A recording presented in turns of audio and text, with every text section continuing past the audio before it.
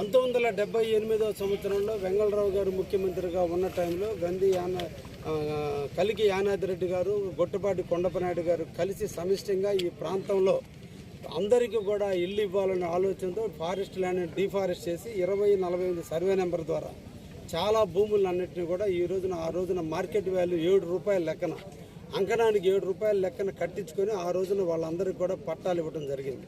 అయితే కాలక్రమేణా వచ్చినటువంటి మార్పులు, కోర్టు ఉత్తర్వులు, వచ్చినటువంటి అధికారుల యొక్క సమన్వయ లోపం, ప్రజల్లో అవేర్నెస్ లేని కారణాన వీటన్నిటిని కూడా కొంత భాగం మాత్రం ఫ్రీ హోల్డ్ ప్రాపర్టీ కింద పడింది, కొంత ప్రాంతం 22A కింద పడింది. అంటే ప్రభుత్వ భూమిగానే ఉంది. ఎందుకంటే ఇది డైక్లాడ్లో ఫారెస్ట్ ల్యాండ్గా ఉంది కాబట్టి 2012లో మామూలుగా సిస్టమ్కి ఎక్కించేటప్పుడు లేదా కోర్టు ఆర్డర్లు ఉన్న కారణాన ఇక్కడ జరుగుతున్న అవినీతి కార్యక్రమాల వల్ల ఈ సర్వే నెంబర్ వేసి అసైన్మెంట్ భూములు కూడా ఇక్కడున్న సర్వే నెంబర్ వేసి అసైన్మెంట్ భూములు కూడా రిజిస్టర్ అయిన కారణాల వల్ల అధికారులు తప్పిదనం కంటే కూడా ఈ ప్రాంతంలో ఉండే ప్రజలు తొందరపాటు చర్యల వల్ల అమ్ముకునే డలార్ల మోసాల వల్ల చాలా ఇబ్బందుల కారణాలలో ప్రభుత్వం ఏమి చేయలేని పరిస్థితుల్లో ఆనాడు ప్రభుత్వం దీన్ని అన్నింటినీ కూడా 22A కింద పెట్టి నిషేధించిన భూములుగా చేయడం కూడా జరిగింది. అయితే నేను ఎమ్మెల్యే అయిన కాడి నుంచి చాలామంది నాకు వీటికి సంబంధించిన అర్జీలు చూడడం జరిగింది. వాళ్ళ విజ్ఞాపనలు కూడా మేము తీసుకున్నాం. ఇక్కడ ఈ రోజున MRO గారు కూడా శ్రావణ్ కూడా తీసుకురావడం జరిగింది. వాళ్ళు కూడా ఈరోజు అధికారులు నిరంతరం కూడా మన కోసం మన అభ్యున్నతి కోసం వాళ్ళు కూడా కృషి చేస్తున్నారు. అందుకని అతి తొందరలోనే ఇంకా ఇప్పుడు 150 ఎకరాలు ఫ్రీ హోల్డ్ ప్రాపర్టీ చేయడం జరిగింది. ఇంకా 150 ఎకరాలను ఫ్రీ హోల్డ్ ప్రాపర్టీ చేయాల్సిన అవసరం ఉంది. కాకపోతే టెక్నికల్ ప్రాబ్లమ్స్ ఉన్నాయి, కోర్టు కేసులు ఉన్నాయి, రకరకాల సమస్యలు ఉన్నాయి. కరెంటు తీగల కింద నిషేధించిన స్థలాల్లో కూడా ఇల్లు కట్టుకొని ఉన్నారు, పార్కులు ఆక్రమించి ఇల్లు కట్టుకొని ఉన్నారు. వీటన్నిటి ప్రజలను ఇబ్బంది చేయకుండా చూడాల్సిన అవసరం ఉంది. అట్ ద సేమ్ టైం వీటన్నిటిని రిస్టోర్ చేయాల్సిన అవసరం ఉంది. కాబట్టి అతి తొందరలో 22A నుంచి తొలగించి ఏ ఒక్కరి వ్యక్తులకు కూడా అన్యాయం జరగకుండా చూసే బాధ్యత కూడా తీసుకుంటున్నా. దాని మీద కూడా ఇప్పటికే నివేదికలు కలెక్టర్ MRO గారు పంపించడం జరిగింది. కలెక్టర్ ఆఫీస్ నుంచి కూడా మళ్ళీ నివేదికలకు సంబంధించిన అదనపు రిపోర్ట్లు అడుగుతూ ఉన్నారు. వీటన్నిటిని పరిష్కరించి అతి తొందరలో ఈ సమస్యకు పరిష్కారం జరుగుతుంది. ఈ రోజున కావల పట్టణంలోని 25వ వార్డులో ఈరోజు సంచరించడం జరిగింది. మున్సిపల్ కమిషనరు, MRO గారు, ఎలక్ట్రికల్ AE, శానిటేషన్ సిబ్బంది, అదేవిధంగా ఇంజనీరింగ్ సిబ్బందితో కలిపి ఈ రోజున స్థానికంగా ఉన్నటువంటి అన్ని పార్టీలకు సంబంధించిన నాయకులతో కలిసి ఈ ప్రాంతాన్ని కూడా సంచరిస్తున్నాం. ముఖ్యంగా ఈ ప్రాంతంలో ఉన్నటువంటి సమస్యలు తెలుసుకోవాలి, వాటిని త్వరితగతిన పరిష్కరించాలి.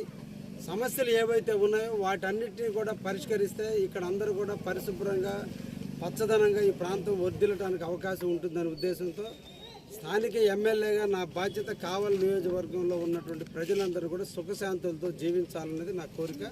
కాబట్టి అందులో భాగంగా ఈ రోజు ఈ కార్యక్రమాన్ని చేపట్టడం కూడా జరిగింది. దీంట్లో భాగంగా ఎక్కడైతే డ్రైనేజ్ వ్యవస్థ అస్తవ్యస్తంగా ఉండి డ్రైనేజీలు డ్యామేజ్ అయి ఉండి, అదేవిధంగా వేసినటువంటి సిమెంట్ రోడ్లు ఎక్కడైతే డ్యామేజ్ అయిపోయి ఉంటే వాటన్నిటిని కూడా మళ్ళా రిపేర్లు చేసి రోడ్లన్నీ కూడా బాగా ఉండేటట్టు చేయటమే మా ఈ ప్రధాన లక్ష్యం. అదేవిధంగా కొత్తగా ఎక్కడైతే నూతన రోడ్లు వేయాలి, కొత్తగా ఎక్కడైతే డ్రైనేజీలు వేయాలో వాటిని ఐడెంటిఫై చేయడం రెండో భాగం. వీధి దీపాలు వెలుగుతున్నాయా లేదా, వెలగని పక్షంలో వాటిలందరూ కూడా వీధి దీపాలు ఇవ్వాలి. అదేవిధంగా మంచినీటి సదుపాయం అన్నిటికంటే ముఖ్యం. వచ్చేది ఎండాకాలం కాబట్టి ప్రజలందరూ కూడా ఎండల్లో ఇబ్బంది రాకుండా రోడ్డు మీదకి వచ్చి బిందెలతో నీళ్లు ఎత్తుకుపోయే సంస్కృతి స్వస్తి పలికింది. వీలైనంత వరకు ఇళ్లలో ట్యాపులు వేసుకోండి, ప్రభుత్వానికి మీరు చెల్లించాల్సిన అమౌంట్ చెల్లించి ట్యాపులు వేసుకోమని వాళ్ళందరినీ కూడా ఎడ్యుకేట్ చేస్తూ, ఎక్కడైతే స్లమ్ పీపుల్ ఉన్నారో వాళ్ళందరూ కూడా మున్సిపాలిటీ ట్యాపులు కూడా వేయాలి. ఇక్కడ వాటర్ సప్లై బాగా ఉండాలనే దాంతో అన్నింటినీ కూడా పర్యవేక్షిస్తున్నా. ఇందులో భాగంగా ఇవన్నీ కూడా పూర్తి చేస్తున్నా. అదేవిధంగా వ్యక్తిగతంగా ప్రతి ఇంట్లో ఉండేటువంటి ప్రధానమైనటువంటి సమస్యలు అర్హులై ఉండి వాళ్ళకి రేషన్ కార్డు లేకపోవటం, అర్హులై ఉండి పెన్షన్ లేకపోవటం, అవేర్నెస్ లేక ఎక్కడ కాలనీ కోసం అప్లై చేయాలో తెలియక చాలామంది ఇంకా కాలనీలు లేక బాడుగిళ్ళలో ఉంటున్నారు. వాళ్ళందరూ కూడా మేమే గుర్తించడం, వాళ్ళ దగ్గర అర్జీలు తీసుకోవడం, ఆ అర్జీలన్నింటినీ కూడా మేమే పరిష్కరించే దిశగా వ్యక్తిగతంగా ఈ 3 అంశాల మీద కేంద్రీకృతం చేశాం మేము. 1 రేషన్ కార్డులు, 2 పెన్షన్లు, 3 కాలనీలు వ్యక్తిగతమైన విషయాలు. అందరిగా ఈ ప్రాంతానికి సంబంధించిన విషయాలకు వచ్చేలా సిమెంట్ రోడ్లు కావచ్చు, డ్రైనేజీలు కావచ్చు, మంచినీటి సదుపాయం కావచ్చు, వీధి దీపాలు కావచ్చు, లేదంటే వీధులు చిమ్మే కార్యక్రమంలో ఎక్కడ కూడా మున్సిపాలిటీ వైఫల్యం చెందకుండా నిరంతరం కూడా మున్సిపల్ కమిషనర్ గారి పర్యవేక్షణలో అందరు శానిటేషన్ సిబ్బందితో కలిసి ఇంజనీరింగ్ డిపార్ట్మెంట్ వారు కానీ ఎలక్ట్రిసిటీ డిపార్ట్మెంట్ వారు అందరూ కూడా కలిసి చేసేటువంటి కార్యక్రమంగా ఈరోజు నేను కూడా వాళ్ళతో కలిసి ఈరోజు ప్రజల దగ్గర రావడం జరిగింది. చాలా సంతోషకరమైనటువంటి విషయం. ప్రజలతో డైరెక్ట్గా మమేకం అయ్యడానికి నాకు ఇది అవకాశం. ప్రజల యొక్క బాధలు తెలుస్తున్నాయి, వాళ్ళ యొక్క సమస్యలు తెలుస్తున్నాయి. ఎక్కడ ఏ సమస్య ఉందో వాటన్నిటిని కూడా అతి తొందరలో మా ముఖ్యమంత్రి చంద్రబాబు నాయుడు గారికి నివేదిక ఇచ్చి వారి ద్వారా నిధులు మంజూరు చేయించి ఈ ప్రాంతాన్ని అంతటి కూడా శుభ్రంగా ఉండేటట్టుగా కూడా చేస్తానని కూడా ఈ ప్రాంత వాసులందరికీ కూడా మేము హామీ ఇస్తున్నాం. తప్పకుండా ప్రజలందరూ కూడా ఈ సందర్భంగా కోరుకుంది, మీ ముంగిటికి మేము వస్తున్నాం, మా ఇంటికి మీరు రావడం కాదు, మీ ముంగిటికి మేము వస్తున్నాం. ఒక్కరోజు క్యూలో నిలబడి 2 గంటల పాటు నిలబడి మాకు ఓటేసిన దానికి 5 సంవత్సరాలు మిమ్మల్ని కాసుకునే కాపలా వ్యక్తులుగా ఎమ్మెల్యేలుగా మా బాధ్యతలు మేము నిర్వర్తించడానికి సిద్ధంగా ఉన్నాం. మాతో చేయి కలపండి, మాతో కలిసి నడవండి, మీ సమస్యల్ని పరిష్కరించుకోండి అని చెప్పి సందర్భంగా కూడా అంటున్నాం.